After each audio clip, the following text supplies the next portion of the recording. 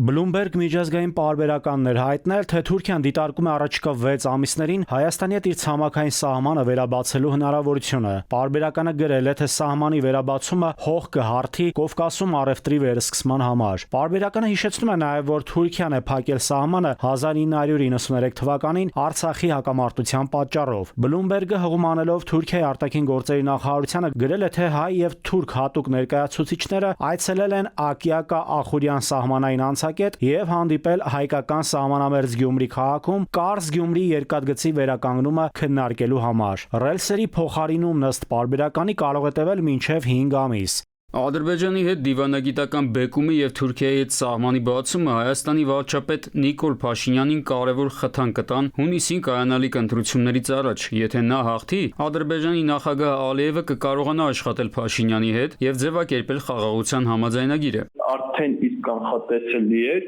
հատկապես ադրբեջանական եւ թուրքական տարբեր պաշտոնյաների հայտարարություններով, որ այս իշխանությամբ իրենց համար ձևավորվել է պատմական հնարավորություն, ակնհայտ էր, որ իրենք փորձելու են իրենց բոլոր գործողությունները այնպես դասավորել, որպեսզի հայ հասարակության մոտ ձևավորվի պատրանք, որ այս իշխանությունը տանում է տարածաշրջանը դեպի երկարաժամկետ խաղաղության։ Թուրքիայի արտաքին գործերի նախարար Հական Ֆիդանը անցած ամիս հայտնել էր, որ Թուրքիան չի վերսկսի հարաբերությունները Հայաստանի հետ առանց Ադրբեջանի եւ Հայաստանի միջև վերջնական խաղաղության համաձայնագրի։ Ֆիդանի այդ հայտարարությանը արձագանքել էր Հայաստանի արտաքին գերատեսչության ղեկավարը։ Երկու բաղադրիչներից որևէ մեկը մյուսով պայմանավորված չեն, եւ եթե անպայմանորեն փորձենք դրանց միջև պատճառահետևանքային կապ տեսնել, գուցե պարզվի, որ Թուրքիայի հետ հարաբերությունների ամբողջական կարգավորումը կարող է ոչ թե բացասաբար, այլ ճիշտ հակառակը, դրականորեն անդրադառնալ Հայաստանի եւ Ադրբեջանի միջև կարգավորման գործընթացի վրա։ Ֆիդանի հայտարարությունը հենց դրա մասին էր, որ կան հստակ նախապայմաններ։ Թուրքիան բազմիցս հայտարարել է, որ Հայաստանի հետ իրենց հարաբերությունները կոորդինացվում են Ադրբեջանի հետ։ Իրենք համատեղ ռազմական ծրագիր են իրականացնում Հայաստանի նկատմամբ։ Պատահական չեմ համարում տեղեկատվական խայծը, որ առաջիկա 6 ամսվա ընթացքում կարող է բացվել